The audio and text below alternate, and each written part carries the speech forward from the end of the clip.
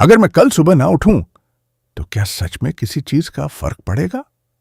यह सवाल एक लड़के ने खुद से उस रात पूछा था, जब वो अपनी जिंदगी से पूरी तरह थक चुका था। कमरे की लाइट बंद थी, फोन उसके हाथ में था, लेकिन पहली बार वो रील्स नहीं देख रहा था। वो बस छत को घूर रहा था और सोच रहा था, मैं आखिर जी किस लिए रहा हूं?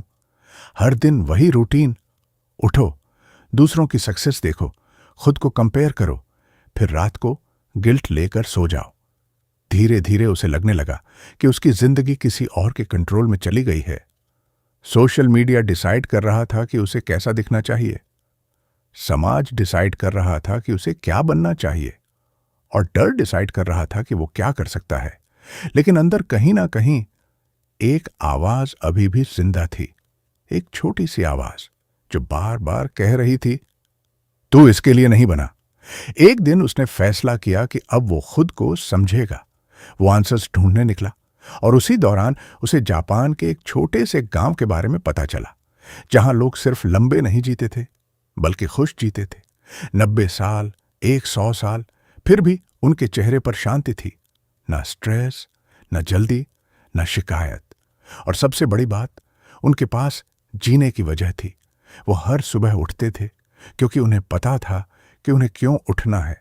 उन्होंने उस वजह को एक नाम दिया था, इकिगाई। मतलब तुम्हारी जिंदगी का वो कारण जिसकी वजह से तुम सुबह उठते हो। और सच कहें, इंसान पैसे की कमी से कम टूटता है, उद्देश्य की कमी से ज्यादा टूटता है। आज बहुत लोग सक्सेसफुल दिखते हैं लेकिन अंदर से खाली हैं, क्योंकि पैसा तुम्हें कंफर्ट दे सकता है लेकिन मीनिंग नहीं।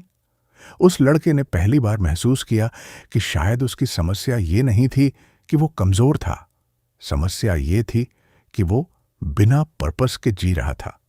फिर उसने विक्टर फ्रैंकल नाम के एक इंसान की कहानी पढ़ी। एक ऐसा आदमी जो कंसंट्रेशन कैंप जैसी नरक जैसी जगह में भी जिंदा रहा, जहां हर दिन मौत सामने खड़ी रहती थी।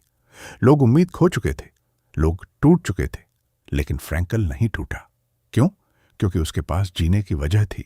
उसे लगता था कि उसे दुनिया को कुछ बताना है, कुछ पूरा करना है, और वही वजह उसे जिंदा रख रही थी। उसने बाद में लिखा, जिस इंसान के पास जीने का कारण होता है वो लगभग हर दर्द सह सकता है।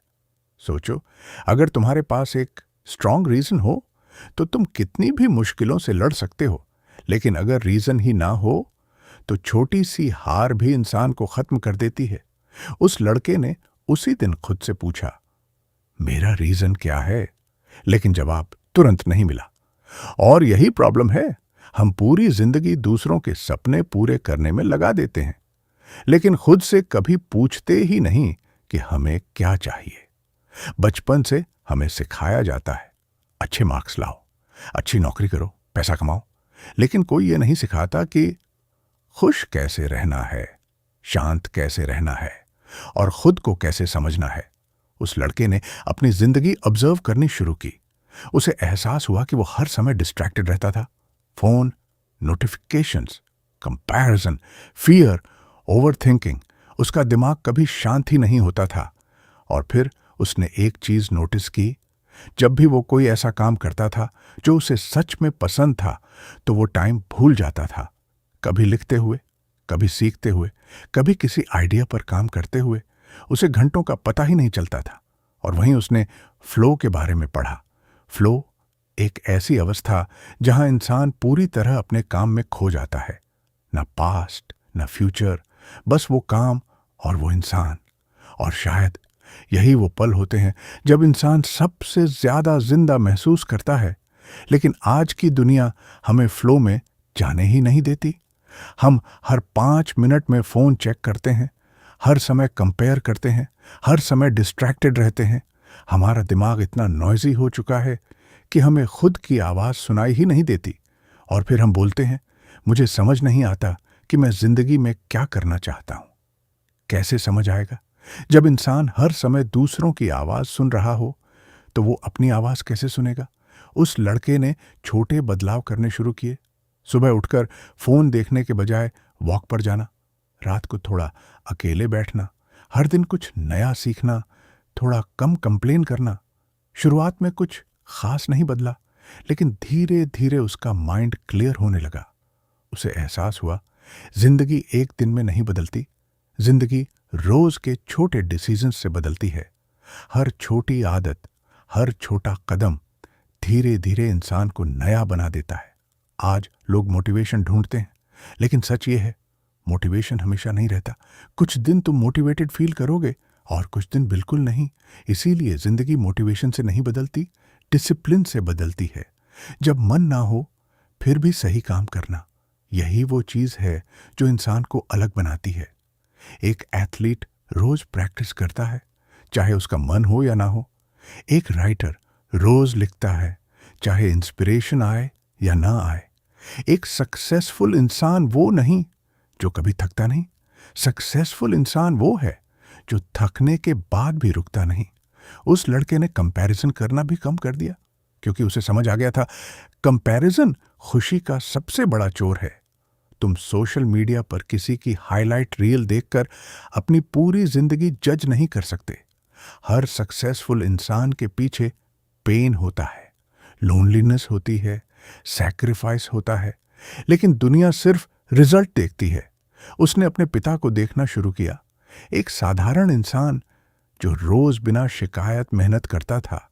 फिर उसे एहसास हुआ असल ताकत हमेशा लाउड नहीं होती।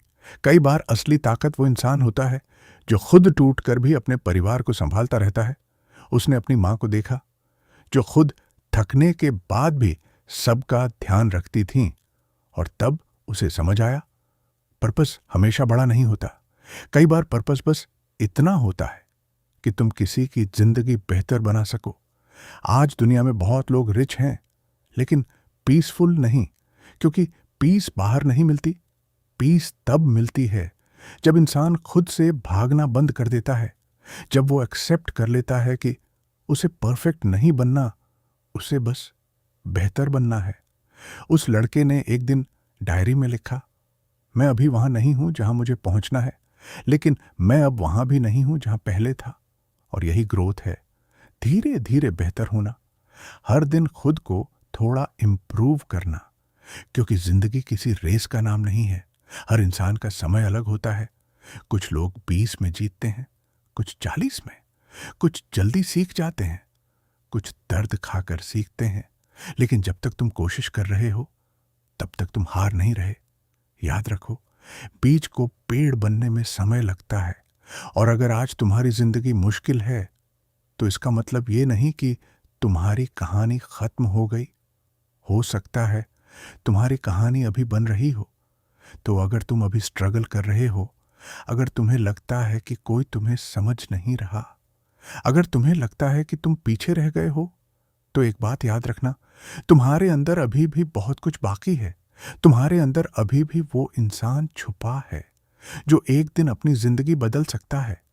बस खुद पर विश्वास मत खोना। धीरे चलो, लेकिन रुकना मत, क्योंकि एक दिन तुम पीछे मुड़कर देखोगे और तुम्हें एहसास होगा कि जिंदगी तुम्हें तोड़ नहीं रही थी, जिंदगी तुम्हें मजबूत बना रही थी। तो उठो, अपने सपनों को एक और मौका दो, अपने अंदर की आग को फिर से जलाओ और अपनी जिंदगी को सिर्फ बिताओ मत, उसे जीना शुरू करो। क्योंकि शायद तुम्हारा असली चैप्टर अभी शुरू ही हुआ है।